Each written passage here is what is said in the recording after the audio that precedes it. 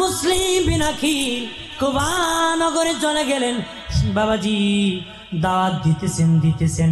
এক সপ্তাহের মধ্যে 40,000 লোক বায়াত গ্রহণ করেছে ইমাম মুসলিম বিন আকিলের হাতে।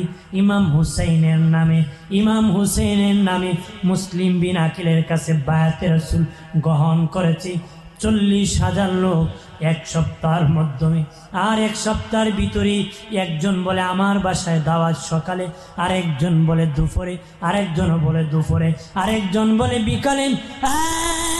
মুসলিম বিন আকিল দাওয়াত, এইভাবে দাওয়াত দিতেছি, দাওয়াত আর দাওয়াত। তারা ইমাম মুসলিম বিন আকিলকে নিয়ে মিছিল করে, মিটিং করে, আদর করে। ইমাম মুসলিম বিন আকিল দেখলেন আমাকে পেয়ে তারা এত বেহুশ হয়ে গেছে, ইমাম হুসেন আসলে না কত পাগল হবে, কত আদর করবে। উনি চিঠি লিখলেন, মক্কা চিঠি লিখলেন, ইমাম হুসেন আমার কাছে আপনার নামে এক সপ্তাহ 40,000 লোক বায়াত নিয়েছে, 40,000 লোক বায়াত নিয়েছি। আমার চিঠি বা আমার তো দেরি করবেন না, কুফার উদ্দেশ্যে রওনা হবেন, কারণ তারা আমার জন্য এত পাগল, আপনাকে পেলে আরো বেহুশ হয়ে যাবে। দেরি করবেন না, চিঠি পাম, চিঠি চার আমার কুফা থেকে একজন চিঠি ইয়াজিদের কাছে দিয়েছে। বলে ইয়াজিদ রে, ইমাম হুসাইনের প্রতিনিধি মুসলিম বিন আকিল এসে গিয়েছি। এক সপ্তাহের মধ্যে 40,000 লোক ইমাম হুসাইনের নামে বায়াত নিয়েছি। তুমি নাক ডাকায় ঘুমাও। আর এইদিকে যদি হুসাইনের লোক বেড়ে যায় তোমার ক্ষমতা চলে যাবে। তাড়াতাড়ি ব্যবস্থা করো।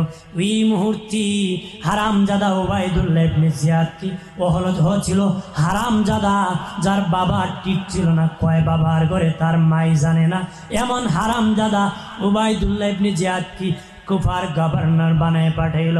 নোমান ইবনে বশীর কুফার গভর্নর ছিল বাবা।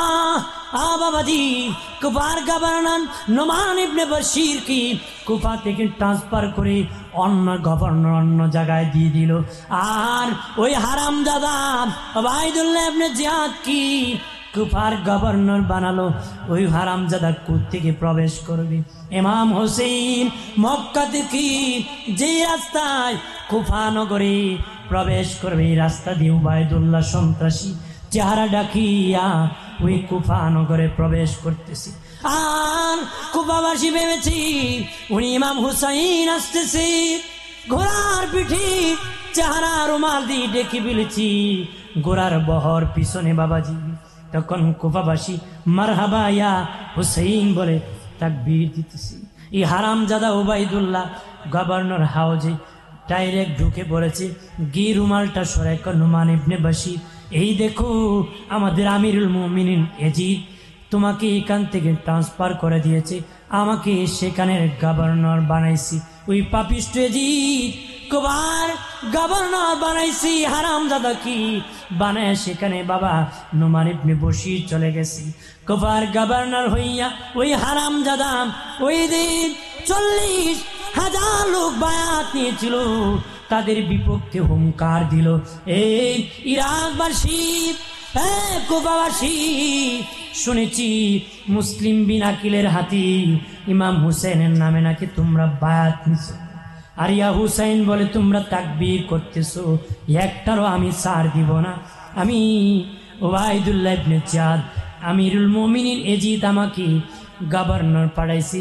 হারামজাদা পাপিষ্ট রে আমিরুল মুমিনিন কয়, আমাদের দেশে বহু পাপিষ্ট আছে, ইয়াজিদ রে আমিরুল মুমিনিন কয়। হযরতে মুআবিয়া রাদিয়াল্লাহু তাআলা চিঠি লিখলেন, ওগো হুসাইন আমার চিঠি বা আমার তো দেরি করবেন না, আমি খেলাফতের দায়িত্ব, রাজত্বের দায়িত্ব তোমার কাছে আমি দিয়ে দিব। কিন্তু ইয়াজিদের কাছে খবর গেল অমুক ব্যক্তি মুআবিয়া হুসাইনের কাছে চিঠি নিয়ে যাবি, তুমি সামাল দাও, নতুবা তোমার বাবা হুসাইনকে গদি দিয়ে দিবে। ঠিক ওই যে লোকটা বাবা চিঠি নিয়ে যাবে তাকে ইয়াজিদ আটকে ফেললো, চিঠিখানা তার কাছ থেকে নিয়ে গেল, তার বাবা মুআবিয়াকে বন্দি করে ফেললো। কেউ বলেছেন হত্যা করে ফেলল। ওনার ইন্তেকাল হওয়ার পরে মক্কা মদিনায় খবর দেয় নাই। নবীর অনেক সাহাবীরা বেঁচে ছিলেন, কারো কাছে খবর দেয় নাই, কারো কাছে খবর দেয় নাই, গোপন করিয়া দাফন করে দিছি, শোনায় নাই। আর রাষ্ট্রে খবর দিয়েছি আমার বাবা মুআবিয়া অসুস্থ আছেন, আমার বাবা মুআবিয়া অসুস্থ আছেন, আমাকে দেশ চালাতে বলেছেন, আমার বাবা আপাতত দায়িত্ব দিয়েছেন। কিন্তু মিথ্যাবাদী বাবা মরে যাওয়ার পরে হযরত মুআবিয়া রাদিয়াল্লাহু তাআলা আনহু বলেছিলেন, আল্লাহ নবীর সাহাবী হযরত সালমান ফারসি রাদিয়াল্লাহু তাআলা আনহু নবীর নখ মোবারক কাটতেন। আল্লাহ নবীর আদরের সাহাবী হযরত সালমান ফারসি রাদিয়াল্লাহু তাআলা আনহু নবীর নখ মোবারক কাটতেন। আমিরে মুআবিয়া রাদিয়াল্লাহু তাআলা আনহু বলেন, বড় বড় নখ মোবারক আমরা দাফন করে দিতাম, মাটির নিচে দাফন করে দিতাম, আর ছোট্ট ছোট্ট কণা কণা নখ মুবারক আমি শিশিতে বোতল জাত করে রেখেছি। শুনে নাও, আমি মুআবিয়া যেদিন মরে যাব, মাসুকে হাকিকির দরবারে যেদিন চলে যাব, সেদিন নবীর নখ মুবারককে সুরমা বানাইয়া আমি মুআবিয়ার চোখে দিও। নবীর নখ মুবারক যদি আমার চোখে দিয়ে দাও, এর উসিলা আমার আল্লাহ আমার কবর জান্নাতের বাগান বানায়া দিবি।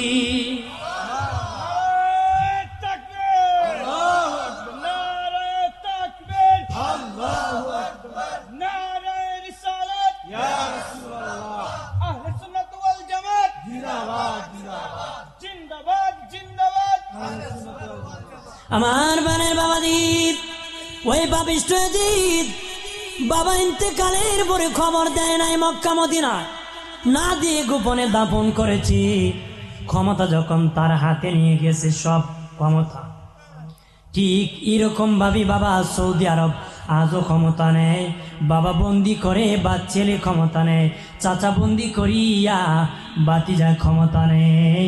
বলে বাবা অসুস্থ, আমাকে বলে চালানোর জন্য, ক্ষমতা সব নিয়ে গেলে কয় আমাকে দায়িত্ব দিয়েছে। ঠিক এজিদুসি পায়দা করেছিল, সব ক্ষমতা নিয়ে কয় আমার বাবা ইন্তেকাল হয়েছে, আমাকে খেলাফত দিয়ে গেছে।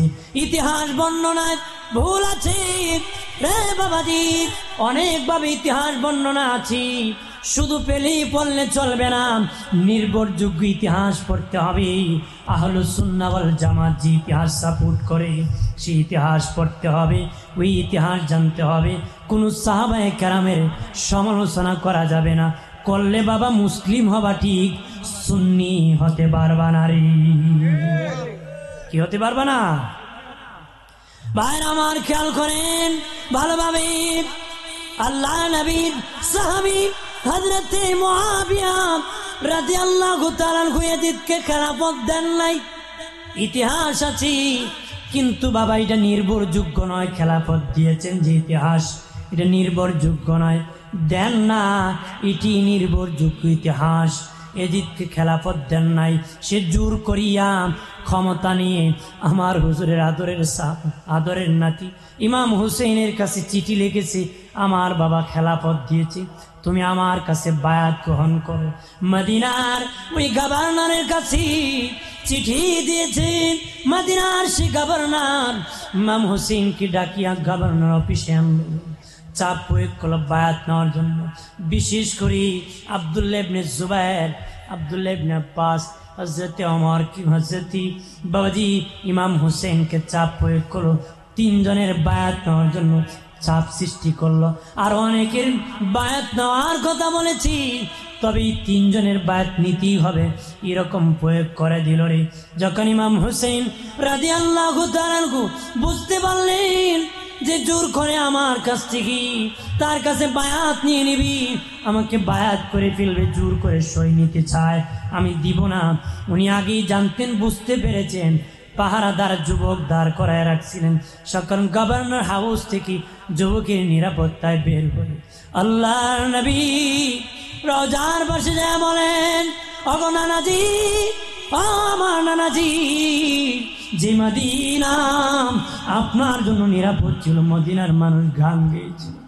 আপনার মক্কায় মানুষ আপনাকে যন্ত্রণা দিয়েছিল, মক্কা ছাড়িয়া মদিনায় চলে এসেছিলেন, মদিনার মানুষ তলা আলবাতু গান গেয়ে গিয়ে আপনাকে রিসিভ করেছিল। বিনা পয়সায় মসজিদে নববীর জায়গা দিয়েছিল, বলেছিল নবী কোনো টাকা লাগবে না, এটার মূল্য আখিরাতে জান্নাতে নিব, এইভাবে দিয়েছিল।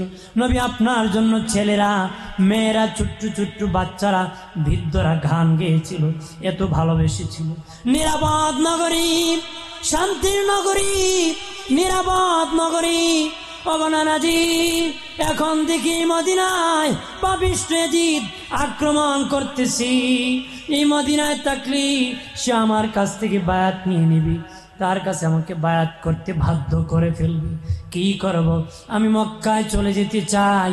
নবী বলে নাতিরারি, ও আমার আদরের নাতি, যাও যাও, মক্কা যেতে অনুমতি দিলাম, তবে রে নাতি কারবালায় যাইতে ভুল করিও নারী। জোরে বলি নাতি, কারবালায় যেতে হবে রে, কারবালায় যে শহীদ হবারে, ওই শাহাদাতের বিনিময় আমার কোটি কোটি উম্মত নাজাত পাবি। ইমাম হোসেন, ইমাম হাসান জান্নাতুল বাকি তার আম্মা জান ফাতেমাতুজ জোহরার রোজা মুবারক জিয়ারত করলেন, ভাই হাসানের রোজা মুবারক জিয়ারত করলেন, আর বিনয় বিনয় কান্না করতেছি। মক্কায় চলে গেলেন, মক্কায় চলে গেলেন, মক্কায় থাকতেছি। বংশীয় লোকেরা আছে, ইমাম হোসেনের বংশীয় মানুষ মক্কায় আছেন, তাদের সাথে নিরাপত্তায় আছেন। বাবাজি এজিদ দেখলো যদি ইমাম হুসেইন বায়াত না নেয়, তার গদি টক বক করতেছি, নড়াচড়া করতেছি, টিকে থাকতে পারতেছে না, তার গদি টিকবে না, গদি টিকাতে পারবে না। সে বাবা কুপা থেকে ভণ্ডামি করলো, কুপা থেকে সিটারি করলো, কুপা থেকে বাটপারি করলো, কুপা থেকে চিঠি পাঠালো ইমাম হুসেনের দরবারে, আগাম হুসাইন কবায় আসম, তোমার কাছে বায়াত নিব। এইভাবে চিঠি লিখতে লিখতে 60টা মতান্তরে 120টা চিঠি লিখছি, চিঠি লিখেছি, তুমি তাড়াতাড়ি আসো, তোমার কাছে বায়াত গ্রহণ করব, আমরা অপেক্ষা করতেছি। শেষের চিঠিটি লিখছি, হুসাইন আসেন না কেন? যদি না আসেন আমরা এজিদের কাছে বায়াত গ্রহণ করব, আর আদালতে কিয়ামতের দিন আপনার নানার কাছে আপনার বিপক্ষে বিচার দিব। আমরা চিঠি লিখেছিলাম আপনার নাতির হাতি আপনার নামে বায়াত নিব, কিন্তু উনি যান নাই, বাধ্য হইয়া এজিদের কাছে বায়াত নিয়েছি। ইমাম হুসেন দেখলেন জীবন চলে যেতে পারে, নানার কাছে বিচার দিলে মুখ দেখাতে পারবো না, জীবন দিতে রাজি, কিন্তু নানার কাছে বিচার দিলে মুখ দেখাতে পারবো না। আমি রওনা হব, কুফায় চলে যাব, কুফা নগরীতে যাব। বংশীয় লোকদেরকে ডাকলেন, এইভাবে আমার কাছে চিঠি লিখছি কুফায় যাওয়ার জন্য। তারা বলে, ও হুসাইন, ও হুসাইন সাবধান, খবরদার, কুফায় যাবা না, কুফাবাসী বেঈমান। ওই সময় কথা ছিল, তাদের কথার কাজে মিল থাকতো না, তারা কথা বলতো একটা, কাজ করতো আর একটা, খবরদার তুমি কুফায় যাবা নারী। ইমাম হুসেন বলে, না, যতই বাধা দাও আমি চলে যাব কুফা নগরীতে, কারণ তারা বিচার দিবি আমার নানাজির দরবারে, এটা আমি সহ্য করতে পারবো না। বংশীয় লোকেরা ডেকে বলেন, হুসাইন, হুসাইন শুনে নাও, ঠিক আছে যাইবা, তবে তোমার একজন প্রতিনিধি খলিফা কুফা নগরে আগে পাঠাও, সে দেখবে, পর্যবেক্ষণ করবে, যাচাই করবে, যদি ভালো মনে করে চিঠি লিখবি তাহলে তুমি কুফায় যাবা, মন্দ মনে করলে উত্তর দিবে তুমি যাবা না রে। হযরত ইমাম হুসেন বলেন, ঠিক আছে, আমি একজন খলিফা পাঠাবো। কাকে আমি খলিফা মনোনীত করব? আমার চাচাতো ভাই মুসলিম বিন আকিলকে খলিফা মনোনীত করব। আমার বিষয়টি বাবা এই জন্য, যদিও কারবালার মাস নাই, কিন্তু ইমানদারের খোরাক হয়। কারবালার মাস না হলো মমিনের কাছে শুনতে বড় মজা লাগে, বড় দুঃখী, বড় কঠিন যন্ত্রণারে। হে মুমিনেরা, ও তরুণেরা, ভালো করে শুনে নাও, ভালো করে শুনে না। ইমাম হাসান হুসেন বলেন, আমার চাচাতো ভাই মুসলিম বিন আকিল কি খলিফা নিযুক্ত করলাম। মুসলিম বিন আকিল, তোমাকে আমার খলিফা মনোনীত করলাম। তুমি কুফায় যেই দেখবা, ভালো মনে করলে চিঠি রাখবা, চিঠি পা আমার তো আমি কুফায় প্রবেশ করব। ইমাম মুসলিম বিন আকিল বলেন, ভাই হুসেন, আমার চেয়ে ভাগ্যবান কে হতে পারে? আমার মতন ভাগ্যবান কে হতে পারে? আল্লাহু আকবার বলেন না। আমি ইমাম হুসেনের খলিফা হয়েছি, আমার মতন ভাগ্যবান কে হতে পারে?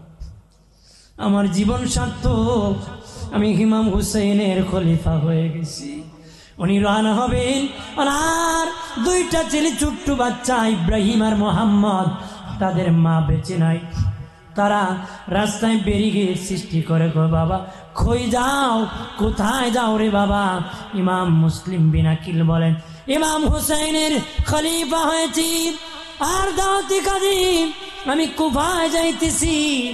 দুই সন্তান চোখের পানি ছেড়ে, গো বাবা আমাদেরকে সঙ্গে নিতে হবে। ইমাম মুসলিম বিন আকিল বলে, না না না বাবা, আমি বহু দূর যাব, তোমরা ছোট্ট মানুষ, না যাবে না রে। দুই ভাই বলে, বাবা আমাদের মা নাই, আমরা রাত হলে মা বলে চিৎকার করি। রাতের বেলা আপনার বুকে জড়াইয়া মায়ের সুখ পাই, বাবার সুখ পাই, সিনা জড়ায় ঘুমাই। আমরা কাকে জড়ায় ঘুমাবো? বাবা হয়তো আপনি থাকেন, আর যদি চলে যান আমাদেরকে নিয়ে যান। সন্তানকে সাথে লইয়া ইমাম মুসলিম বিন আকিল কুফা নগরে চলে গেলেন। বাবাজি দাওয়াত দিতেছেন। এক সপ্তাহের মধ্যে 40,000 লোক বায়াত গ্রহণ করেছে ইমাম মুসলিম বিন আকিলের হাতে। ইমাম হুসাইনের নামে মুসলিম বিন আকিলের কাছে বায়াতে রাসূল গ্রহণ করেছে 40,000 লোক এক সপ্তাহের মাধ্যমে। আর এক সপ্তাহের ভিতরে একজন বলে আমার বাসায় দাওয়াত সকালে, আরেকজন বলে দুপুরে, আরেকজন বলে দুপুরে, আরেকজন বলে বিকালে। মুসলিম বিন আকিল দাওয়াত, এইভাবে দাওয়াত দিতেছি, দাওয়াত আর দাওয়াত। তারা ইমাম মুসলিম বিন আকিলকে নিয়ে মিছিল করে, মিটিং করে, আদর করে। ইমাম মুসলিম বিন আকিল দেখলেন আমাকে পেয়ে তারা এত বেহুশ হয়ে গেছে, ইমাম হুসেন আসলে না কত পাগল হবে, কত আদর করবে। উনি চিঠি লিখলেন, মক্কা চিঠি লিখলেন, ইমাম হুসেন আমার কাছে আপনার নামে এক সপ্তাহ 40,000 লোক বায়াত নিয়েছে, 40,000 লোক বায়াত নিয়েছি। আমার চিঠি বা আমার তো দেরি করবেন না, কুফার উদ্দেশ্যে রওনা হবেন, কারণ তারা আমার জন্য এত পাগল, আপনাকে পেলে আরো বেহুশ হয়ে যাবে। দেরি করবেন না, চিঠি পাম, চিঠি চারা মারতি। কুফা থেকে একজন চিঠি ইয়াজিদের কাছে দিয়েছে, বলে ইয়াজিদ রে, ইমাম হুসেনের প্রতিনিধি মুসলিম বিন আকিল এসে গিয়েছি। এক সপ্তাহের মধ্যে 40,000 লোক ইমাম হুসেনের নামে বায়াত নিয়েছি। তুমি নাক ডাকায় ঘুমাও, আর এইদিকে যদি হুসেনের লোক বেড়ে যায় তোমার ক্ষমতা চলে যাবে। তাড়াতাড়ি ব্যবস্থা করো। ওই মুহূর্তে হারামজাদা উবাইদুল্লাহ ইবনে জিয়াদ কি ছিল হারামজাদা, যার বাবা ঠিক ছিল না, কয় বাবার ঘরে তার মাই জানে না, এমন হারামজাদা উবাইদুল্লাহ ইবনে জিয়াদ কি কুফার গভর্নর বানায় পাঠাইল। নোমান ইবনে বশির কুফার গভর্নর ছিল বাবা। বাবাজি, কুফার গভর্নর নোমান ইবনে বশির কি কুফা থেকে ট্রান্সফার করে অন্য গভর্নর অন্য জায়গায় দিয়ে দিল। আর ওই হারামজাদা উবাইদুল্লাহ ইবনে জিয়াদ কি কুফার গভর্নর বানালো। ওই হারামজাদা কোত্থেকে প্রবেশ করবে? ইমাম হোসেন মক্কা থেকে যে রাস্তায় কুফা নগরে প্রবেশ করবে, এই রাস্তা দিয়ে উবাইদুল্লাহ সন্ত্রাসী চেহারা ডাকিয়া ওই কুফা নগরে প্রবেশ করতেছে। আর কুফাবাসী ভেবেছি উনি ইমাম হুসাইন আসতেছে, ঘোড়ার পিঠে চেহারা রুমাল দিয়ে ডেকে ফেলেছি, ঘোড়ার বহর পিছনে বাবাজি। তখন কুফাবাসী মারহাবা ইয়া হুসাইন বলে তাকবীর দিতেছি। এই হারামজাদা উবাইদুল্লাহ গভর্নর হাউজে ডাইরেক্ট ঢুকে পড়েছে, গিয়ে রুমালটা সরাই নুমান ইবনে বাশির, এই দেখো আমাদের আমিরুল মুমিনিন এজিদ তোমাকে এখান থেকে ট্রান্সফার করে দিয়েছে, আমাকে সেখানের গভর্নর বানাইছি। ওই পাপিষ্ট এজিদ কবার গভর্নর বানাইছি, হারামজাদা কি বানায় সেখানে বাবা নুমান ইবনে বশির চলে গেছি। কবার গভর্নর হইয়া ওই হারামজাদা ওই দিন 40,000 লোক বায়াত নিয়েছিল, তাদের বিপক্ষে হুঙ্কার দিল, এই ইরাকবাসী, কুফাবাসী, শুনেছি মুসলিম বিন আকিলের হাতি ইমাম হুসাইনের নামে নাকি তোমরা বায়াত নিছ। আর ইয়া হুসাইন বলে তোমরা তাকবীর করতেছো, একটারও আমি ছাড় দিব না। আমি উবাইদুল্লাহ ইবনে জিয়াদ আমিরুল মুমিনিন এজিদ আমাকে গভর্নর পাঠাইছি।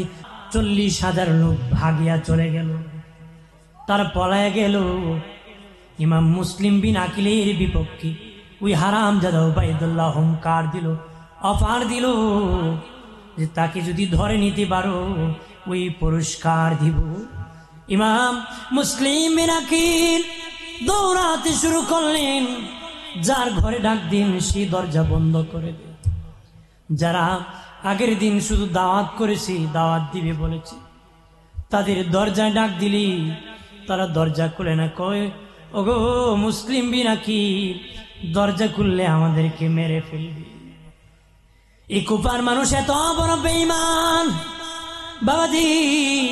ইমাম মুসলিম বিন আকিল বলে, আরে আমি শহীদ হয়ে যাই ব্যাপার নারী, আমি শহীদ হয়ে যাব ব্যাপার না, কিন্তু আমি মারাত্মক ভুল করে ফেলছি।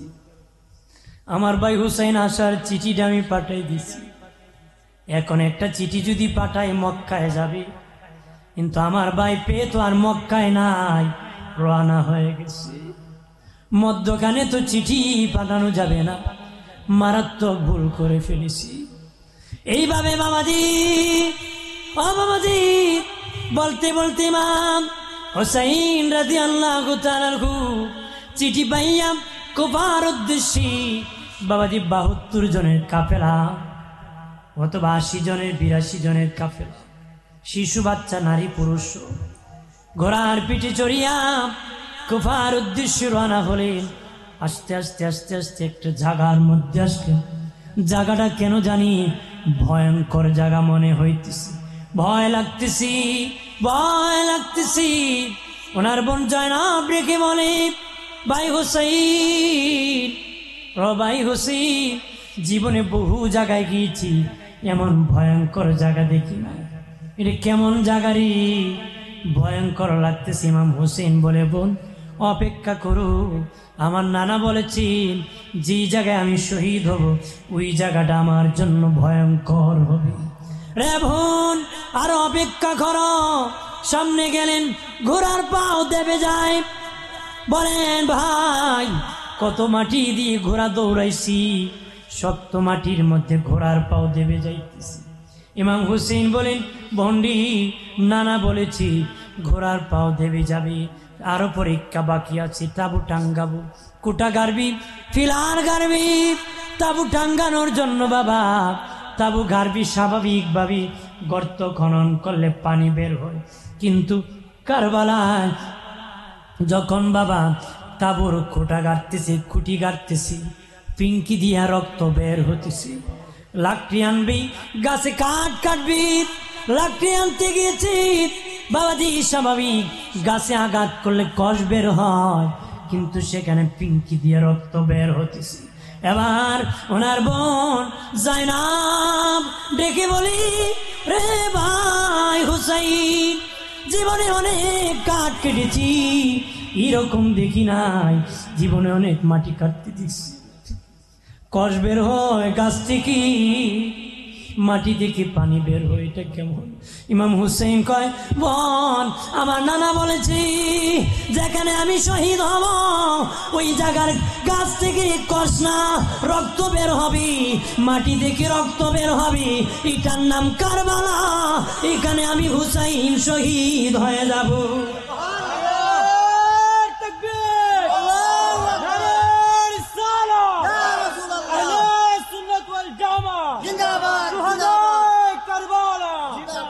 আমার বাবাজি তাবু টাঙ্গালেন।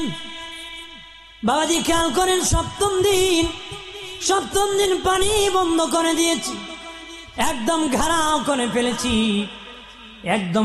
করে ফেলেছি, সবগুলা বন্ধ হয়ে গেছে, সবগুলা পানি পর্যন্ত বন্ধ করে দিয়েছি। নবম দিন দিবাগত রাত্রিতে আম্মা জান শাহার বানু স্বপ্নে দেখলেন কারবালার ময়দান কে জানি ঝাড়ু দিতেছে। আরো জোরে কম। আম্মা জান শাহার বানু ডেকে বলেন, কে গম, কে ঝাড়ু দিতেছ? উনি আমার চিনবানি, আমি হুসাইনের মা ফাতেমা, আমি জান্নাত থেকে কারবালা ঝাড়ু দিতেছি। আগামীকাল শাহার বানু তোর ঘরে কান্নার রোল বসে যাবি, তুই তোর স্বামী হারিয়ে ফেলবি, তোর ঘরে কান্নার রোল বসে যাবে। আমার বেটা হুসাইন, তুই কারবালায় শহীদ হয়ে গড়াগড়ি করবি, ব্যথা পাবি, এই জন্য কারবালা থেকে আমি ঝাড়ু দিতেছি, আম্মা জান শাহার বানুর ঘুম ভেঙে গেলাম, ঘুম থেকে উঠিয়াম, ওযু বানাইয়াম, কোরআন তেলাওয়াত করি, বিনয় কান্নে কান্নার সুর বড় হয়ে গেছে। ইমাম হুসেইনের ঘুমটা ভেঙে গেছে। বলে, বিবি রে, ও বিবি, কেন রে বিবি কান্না করতেছ? স্বামী, আম্মাকে স্বপ্নে দেখেছি, আম্মা বলেছে আগামীকাল নাকি আমার ঘরে কান্নার রোল বসে যাবে, আপনি নাকি শহীদ হয়ে যাবেন, এই জন্য কান্না করতেছি। ইমাম হুসেইন ডেকে বলেন, বিবি রে বিবি, এটা নতুন নয়, আমার নানাই বলেছে আমি শহীদ হয়ে যাব। আর জোরে বলি, আমার বানের বাবাজি ইমাম হুসাইন রাদিয়াল্লাহু তাআলা আনহু চতুর্দিকে তারা ঘেরাও করে রাখত। তখন ওনার সঙ্গীর উদ্দেশ্যে রাতে অন্ধকারে একটা ভাষণ দিয়েছিলেন।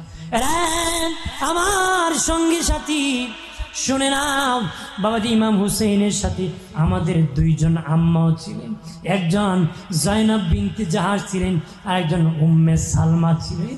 উম্মে সালমাকে নবীজি একটা শিশির দিয়েছিলেন, শিশির ভিতরে মাটি ছিল। নবীজি বলেন, উম্মে সালমারি, এই শিশিটা তোমার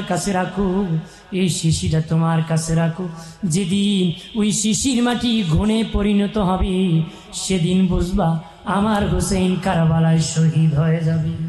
আম্মা জান উম্মে সালমা বলেছিলেন, নবীজি ওই শিশি আমার কাছে না দি অন্য কারো কাছে দিতে পারতেন, আমার কাছে কেন দিলেন? নিশ্চিত মনে হয় গো নবী, আমার ভাই হুসেইনের সাথে আমি কারবালায় যাব। নবী কহা, উম্মে সালমা তুমি কারবালায় যাবা, শুধু তুমি না, জয়নব বিনতে জাহাশও কারবালার মাঠে আসবি।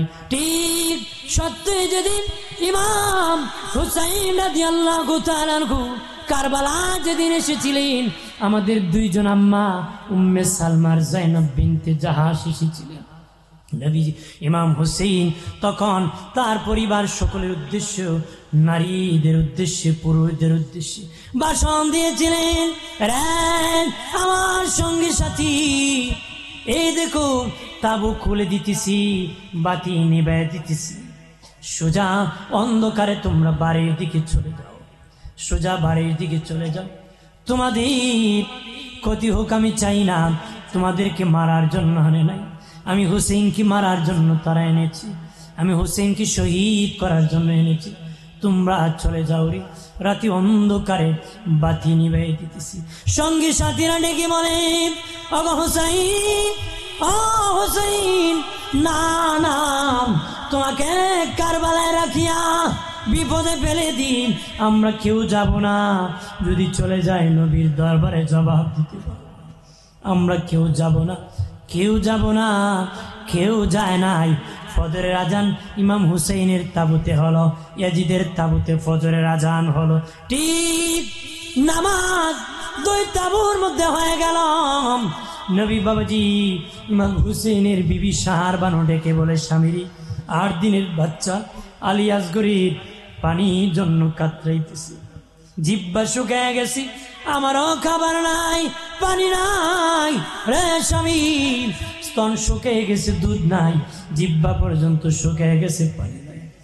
একটু যদি আমার 8 দিনের বাচ্চা শিশু বাচ্চার জন্য যদি একটু পানির ব্যবস্থা করতে। তখনও বাবা ফুরাত নদীর চতুর্দিকে বেঈমানেরা ঘেরাও করে রাখছে। ইমাম হুসাইন ডেকে বলেন, বিবি রে পানি তারা দিবে না রে বিবি, পানি তারা দিবে না। ওনার বিবি সাহার বানু ডেকে বলে, স্বামী দেখেছি তারা আজান দিয়েছি, নামাজ পড়েছি, আজান দিয়েছে, নামাজ পড়েছি, তারা কোরআন তেলাওয়াত করতেছে। স্বামী যারা তেলাওয়াত করি তাদের দিলটা নরম থাকে। ইমাম হুসেন কো বিবি যদিও তারা নামাজ পড়ি তাদের দিল নরম হবে না, তাদের দিল নরম হবে না।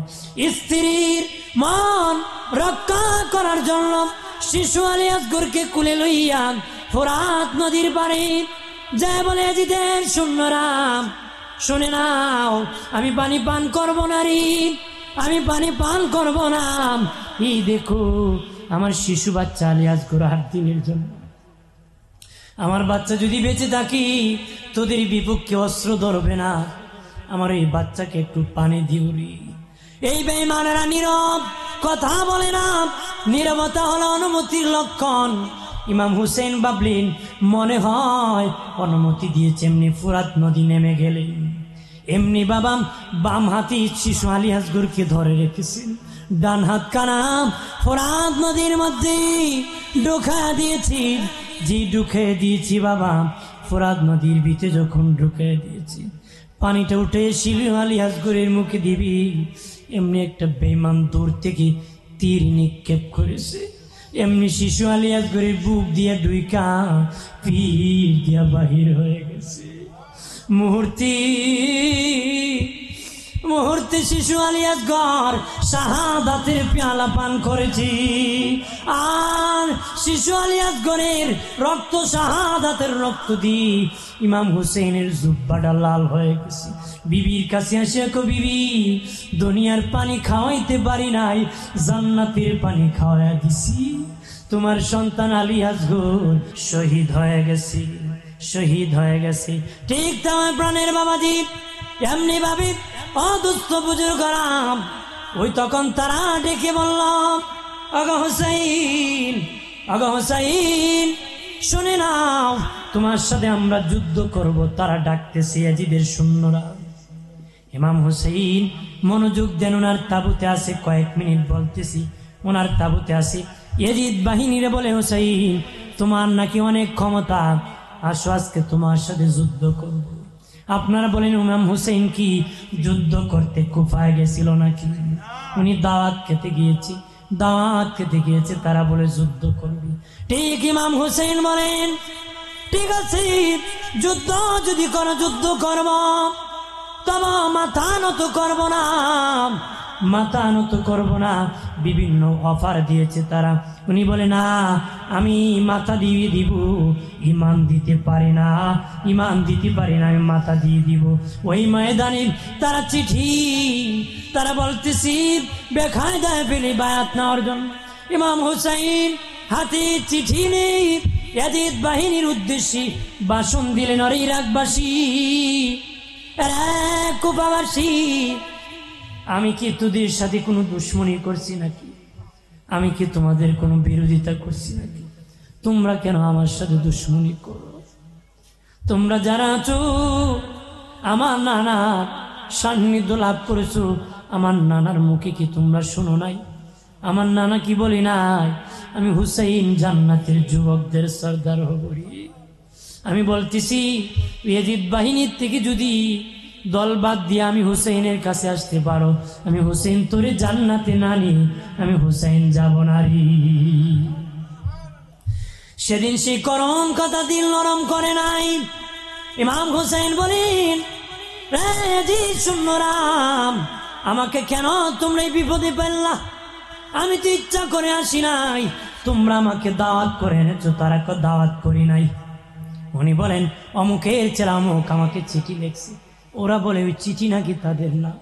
কত বড় বেঈমান, বলে এটা নাকি তাদের চিঠি না। এইভাবে বলতেছি রে প্রাণের বাবাজি, ইমাম হুসাইন রাদিয়াল্লাহু তাআলা আনহু কি তারা বলে তীর মারো। ইমাম হুসাইন বলে না না, আমার নানার সুন্নাত হলো বেঈমান তীর মারলে আমরা প্রতিবাদ করি, আমরা কাপুরুষ না, আমরা কাউকে আগে আক্রমণ করি না, আক্রান্ত হলে প্রতিবাদ করি। যুদ্ধের মাঠে আমার নানার সাহাবীরাম জিহাদ করতে গেলে যখন কাফিরদের কি তীর মারার প্রস্তুতি নিতেন, যতক্ষণ সর্বপ্রথম কাফেররা তীর মারত না ততক্ষণ আমার নানার সাহাবীরা তীর মারত না। নানার কাফেররা তীর মারার পরে প্রতিবাদ করা হলো নানার সুন্নত। প্রথম তীর মারা সন্ত্রাসী, প্রতিবাদ করার নাম জিহাদ। আমরা সন্ত্রাসী না, আমরা জিহাদ করি। তোমরা তীর মারো, তারপরে আমরা প্রতিবাদ করব। কারবালার মাটি একটা যুবক ডেকে বলে, ও হুসাইন, আমি অমুকের বেটা অমুক, তোমাকে তীর মারতেছি।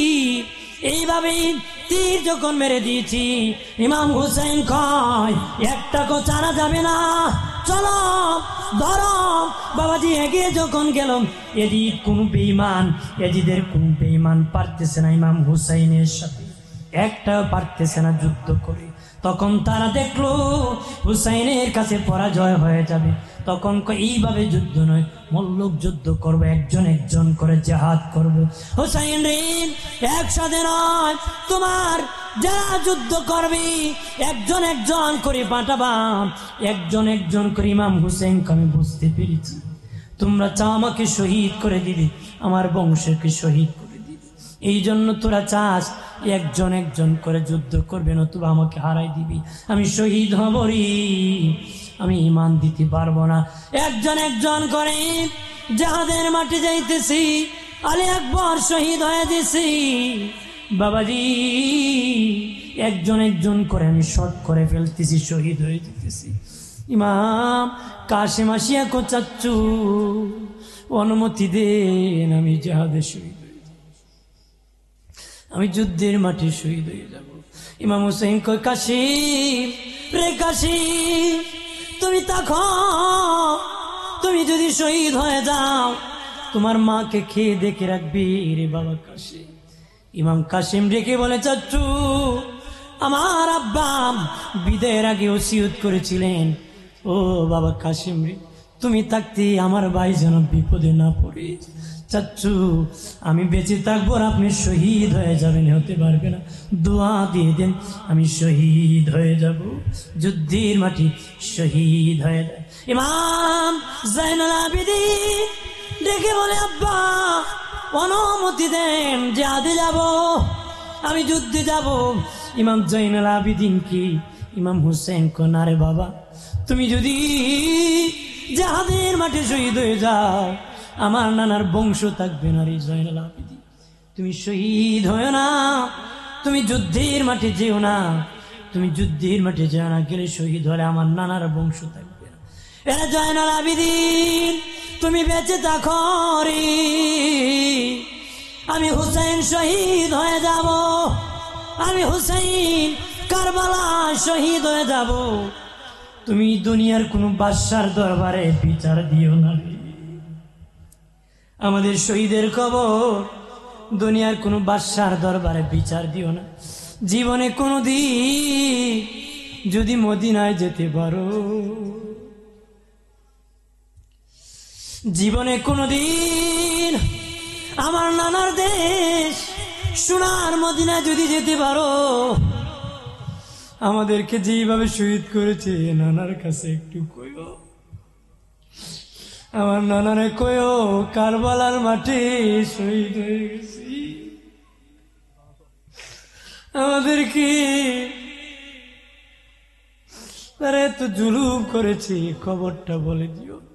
সত্যি ইমাম জয়নাল আবেদীন যেদিন মদিনায় গিয়েছিলেন, সত্যি ইমাম জয়নাল আবেদীন যেদিন মদিনায় গিয়েছিলেন, রাসূলুল্লাহ রওজার পাশে বিনয় বিনয় কেঁদেছিলেন, আর কারবালার দুঃখের কষ্টের কথা বলেছিলেন, দুঃখের কষ্টের কথা বলেছিলেন, এই দুঃখের কথা বলেছিলেন বাবাজি। আর মদিনার মানুষ হাউমাউ করে কান্না করেছিল, ঘটনা শুনিয়া হাউমাউ করে শুনেছিল। ইমাম জয়নাল আবেদীন যতদিন বেঁচে গিয়েছেন কোনদিন হাসেন নাই। ওনার সন্তানরা ডেকে বলেন, আমার আব্বু দুনিয়ার বাবা, মাঝে মধ্যে হাসি মাঝে মধ্যে কাঁদি, আপনি আমার এমন বাবা কোনদিন হাসি দেন না। ইমাম জয়নাল আবেদীন বলেন, আমার সন্তানেরা খবরদার একদিন বলেছ আর বলবা না রে হাসার কথা। আমার সামনে আমার ভাই আলী আকবরকে শহীদ করেছি, হাত কেটে দিছি, পা কেটে দিছি, মাথা যখন কেটে দে আলী আকবর ঘোড়ার থেকে পরে, আব্বু আমি শহীদ হয়ে যেতেছি। আমার শিশু ভাই আলী আসগরকে তারা শহীদ করেছি। ভাবি, এই দুঃখের কথা শুনলে আমি সইতে পারি না রে। যুদ্ধ চলতে চলতে এবার ইমাম হুসেইনের পালা। ইমাম হুসেইন রাদিয়াল্লাহু তাআলা আনহুকে তারা বলে, হুসাইন তোমার নাকি অনেক ক্ষমতা। ইমাম হুসেইনের সাথে তারা তীর মেরে ফেরে পারে না, চতুর্দিক থেকে তারা তীর মারা শুরু করছে, চতুর্দিক থেকে তীর মারা শুরু করছে। ইমাম হুসেইন দুর্বল হয়ে জমিনে পড়ে গেছে।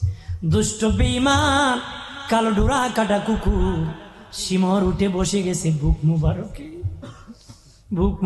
উঠে গেছে। ইমাম হুসেইন ডেকে বলেন, তোমার নাম কি শিমর নেই?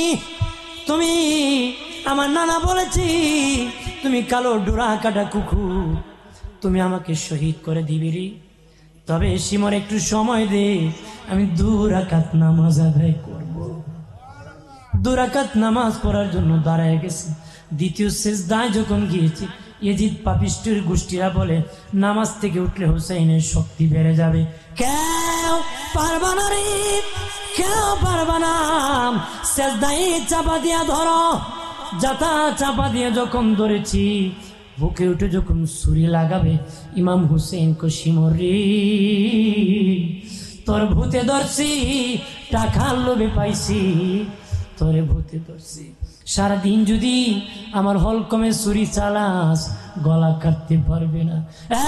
শিমর, আমার নানা জান্নাত থেকে কারবালায় হাজির হয়ে গেছি, আমার জান্নাতে নেওয়ার জন্য এসেছি। আমার মা ডাকতেছে, আমার বাবা ডাকতেছে, তাড়াতাড়ি কর, আমার নানার কাছে আমি যাব। যদি আমার মাথা নিতে চাস, উপুত করিয়া আমার ঘাড়ের দিকে চালারে, কারণ এই দিকে পারবে না। আমার নানা শতবার নুরানি মুখ মুবারকে চুমু খেয়েছে। শিমর, আমার হলকমে আমার নানা টুট মুবারক দিয়া চুমু খেয়েছি, ওই জায়গা দিয়ে কাটতে পারবে না রে, পিছন দিক দিয়ে কাট। ইমাম হুসেইনের ঘাড় মুবারক। এক মহিলা বলি, আমি দরজা খুলে জানালা খুলে দেখি ইমাম হুসেইনের মাথা, বল্লমের মাথা। আমি দেখে বললাম, আরে এটারই মারাত্মক ঘটনা, আসহাবে কাহফের ঘটনার থেকে মারাত্মক ঘটনা, বড় আশ্চর্যের ঘটনা। ইমাম হুসেইনের মাথা থেকে আওয়াজ আসছে, মহিলা সত্যি রে, আসহাবে কাহফের ঘটনার থেকে আমি হুসেইনের ঘটনা বড় মারাত্মক ঘটনা। মহিলা চিৎকার করে কয়, কে কোথায় আছুরি? ইমাম হুসেইন মরে নাই, তার মাথা কথা বলে।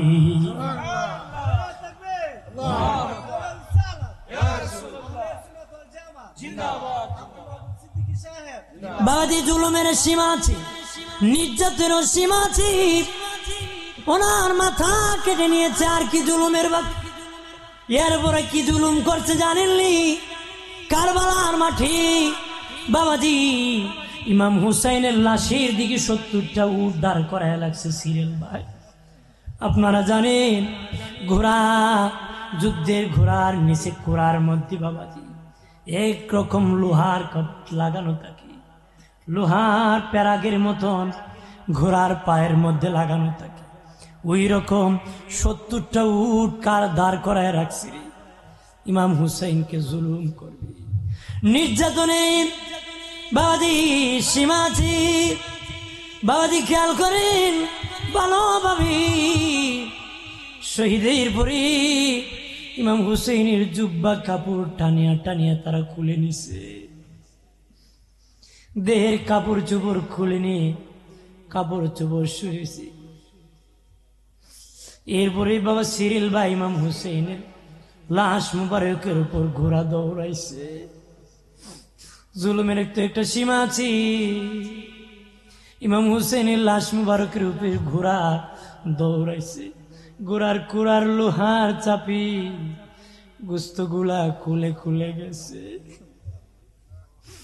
বেঈমানে জিত বাবাজি জাহান্নামী এজিদের বাহিনী মরে যাওয়ার পরে কবরে রেখে দিছি, কিন্তু আমার নবী নাতি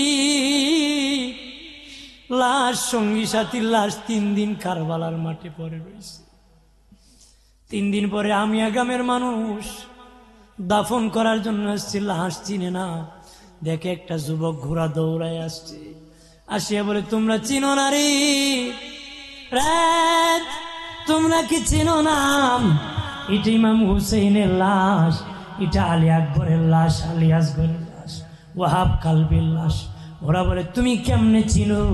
তুমি কোত্থেকে আসছো? কতরা বিশ্বাস করবে? তোমরা শুনেছি ইমাম জাইনাল আবিদিন ইয়াজিদের জেলখানায় আছে, বন্দি আছে, গেলে জেলখানায় পাইবা ওই জাইনাল আবিদিনকেও এইখানে কারবালায় হাজির পাইবা। আমি জাইনাল আবিদিন কারবালায় হাজির হয়েছি। এইভাবে জুলুম করেছে, নির্যাতন করেছে, অত্যাচার করেছে।